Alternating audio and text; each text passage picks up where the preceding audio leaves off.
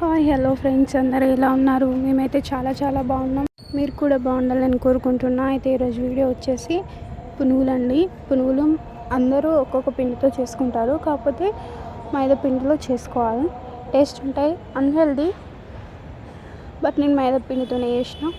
First కొంచెం salt వేయాలి, తర్వాత పెరుగు 1 కప్ తీసుకోవాలి, అంటే పిండిని బట్టి పెరుగు తీసుకోవాలండి.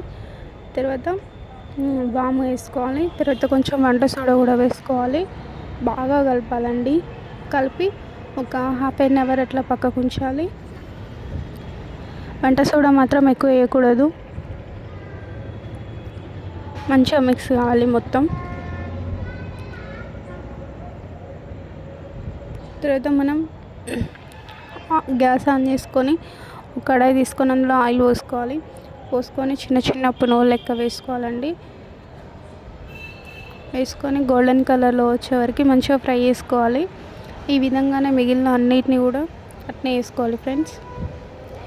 మంచిగా ఫ్రై అయిన తర్వాత పల్లీ చట్నీతో కానీ లేదంటే టమాటా చట్నీతో కానీ చేసుకొని తింటే బాగుంటుంది.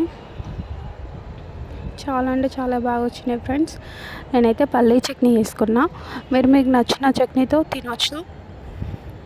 అండ్ నా వీడియో కనుక నచ్చితే మీకు ఖచ్చితంగా లైక్ చేయండి, షేర్ చేయండి, సబ్స్క్రైబ్ చేయండి ఫ్రెండ్స్.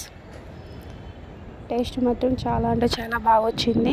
మీరు కూడా ఒకసారి ఖచ్చితంగా ట్రై చేసి ఎలా ఉందో చెప్పండి. Simple and easy